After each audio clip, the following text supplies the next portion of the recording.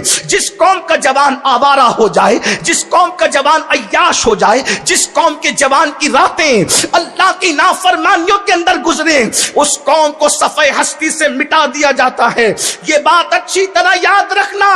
یہ تصور کرنے والوں، زمین پر سجدے کی بجائے تم زنا کرو گے اور اللہ تمہیں بچا لے گا، اللہ کے رسول تمہیں بچا لیں گے، اولیاء اللہ تمہیں بچا لیں گے۔ سن لو، اورنگزیب کے گھر میں ایک بیٹی ایسی تھی جس کے لیے اللہ اکبر، جس کے علم سے متاثر ہو کر ایران سے ایک وفد چلا اور کہا وہ لڑکی کا علم اتنا عظیم ہے، ہم اس سے ملاقات کریں گے۔ اس لڑکی نے اپنا تخلص مخفی رکھا تھا، اس نے کہا میں مردوں سے ملاقات نہیں کرتی، اللہ اکبر، اگر مجھ سے ملاقات کرنا ہے تو میری شاعری پڑھ لی جائے، جو میری شاعری کو پڑھ لے گا وہ مجھے اس کے اندر پا لے گا۔ لیکن آج ہماری بیٹیاں غیروں کے سامنے کھلی ہے، ولیموں میں کھلی ہے، بے پردگی کا مظاہرہ کر رہی ہے۔ اللہ اکبر، کل ملا کر اختصار کے ساتھ بات بس اتنی کرنی ہے، جب تک گناہ کرتے رہو گے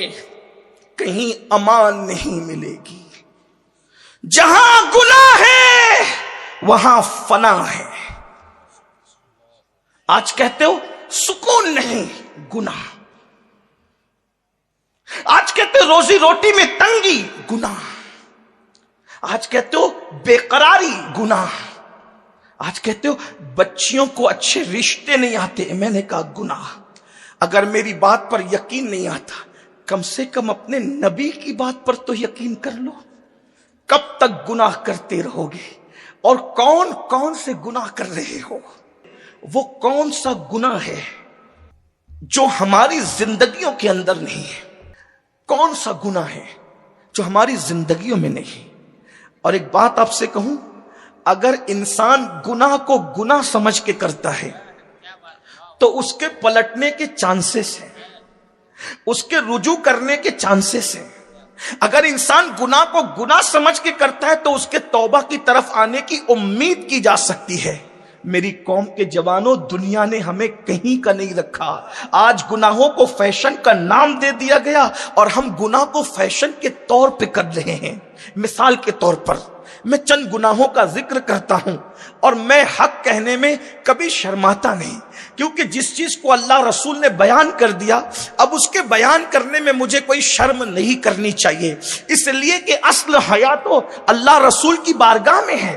حیا حضور سے بڑھ کر کس کے پاس ہو سکتی ہے؟ سب سے زیادہ با حیا اللہ کی کائنات میں اگر کوئی ہے تو وہ مصطفیٰ جان رحمت کی ذات ہے۔ جب اللہ کے رسول نے ذکر کیا ہے تو تھوڑا میں بھی ذکر کر دوں، لیکن دل سے کہنا چاہتا ہوں، دل سے سننے کی کوشش کرو۔ یقین جانے میں کوئی رسمی طور پہ نہیں کہہ رہا ہوں، پھر کہتا ہوں میں کوئی خطیب نہیں، نہ خطیب کی حیثیت سے آیا ہوں، بس ایک فقیر ہوں بارگاہ غوثیت کا، اور دل کا درد لے کر آیا ہوں۔ شاید کہ تیرے دل میں اتر جائے میری بات۔ میری قوم کے جوانوں، یہ تباہ ہونے والی دنیا کو تباہی سے اگر کوئی بچا سکتا ہے تو وہ صرف تم بچا سکتے ہو۔ اس امت کو اگر غربت کے دلدل سے کوئی نکال سکتا ہے تو صرف تم نکال سکتے ہو۔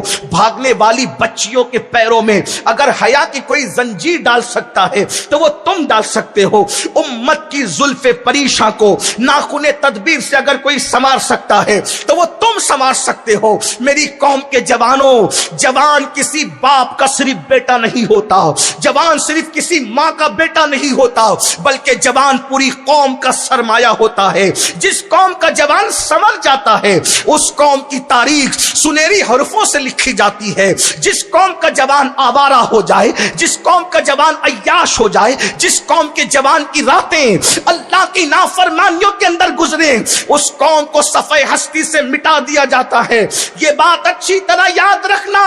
یہ تصور کرنے والوں، زمین پر سجدے کی بجائے تم زنا کرو گے اور اللہ تمہیں بچا لے گا، اللہ کے رسول تمہیں بچا لیں گے، اولیاء اللہ تمہیں بچا لیں گے۔ سن لو، مکہ المکرمہ کی سرزمین پر اولاد پیمبر میں، ابراہیم خلیل اللہ کی اولاد میں جس وقت لوگ بگڑ جاتے ہیں تو اللہ رب العزت، وہ مکے کے رہنے والے تھے، وہ کعبہ کے متولی تھے، محلے کی مسجد کے متولی نہیں تھے، وہ کعبۃ اللہ کے متولی لی تھے جب انہوں نے زنا کیا، جب انہوں نے شراب پیا، جب انہوں نے بدکاریاں کی، جب انہوں نے ظلم کیا، جب انہوں نے زیادتی کی، تو اللہ اکبر انہی میں سے اللہ نے ایسے پاک دامن لوگوں کو کھڑا کیا کہ بدر کی مقدس سرزمین پر ان آوارہ اور عیاش لوگوں کو ٹکڑے ٹکڑے کر کے ان کو کنویں میں بھر دیا گیا، اور پھر سید المعصومین نے کنویں کے کنارے پہ کھڑے ہو کے کہا،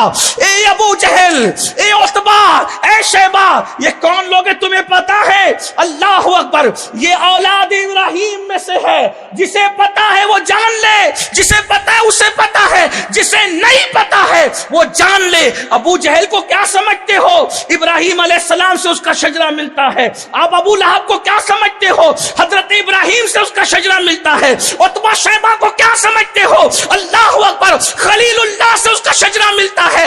اگرچہ بغاوت کی وجہ سے نسب کام نہیں آتا، یہی تو بات ہے، اولاد پیغمبر ہو کر زنا، شراب اور ظلم کرتے ہیں تو خدا ایسے لوگوں کو کھڑا کرتا ہے کہ ان کو کاٹ کر کنواں بھر دیا جاتا ہے، اور پھر سید المعصومین کھڑے ہو کے کہتے ہیں، اے عتبہ، اے شیبہ، اے ابو جہل، اللہ اکبر، کیا خدا کا وعدہ سچا نہیں؟ اللہ نے اپنا وعدہ سچ کر نہیں دکھایا؟ میں آپ سے پوچھتا ہوں، خادم الحرمین شریفین بلکہ خادم حرم، متولی کعبہ بننے والے، سو کارڈ اپنے آپ کو اللہ اکبر دنیا کی قوموں کا سردار گرداننے والے، اگر خدا سے بغاوت کرتے ہیں تو اولاد پیغمبر ہونے کے بعد بھی ان کو کاٹ کر ان سے کنویں بھر دیے جاتے ہیں۔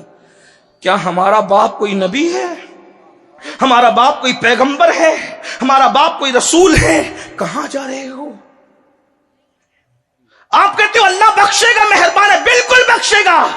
خدا کی رحمت کی بات کرنے والوں خدا کی غیرت کی بات کیوں نہیں کرتے؟ وہ رحیم ہے تو وہ غیور بھی ہے، وہ کریم ہے تو وہ غیور بھی ہے۔ اس کے غضب کو چیلنج مت کرو۔ کون سا گناہ ہے جو ہم نہیں کر رہے؟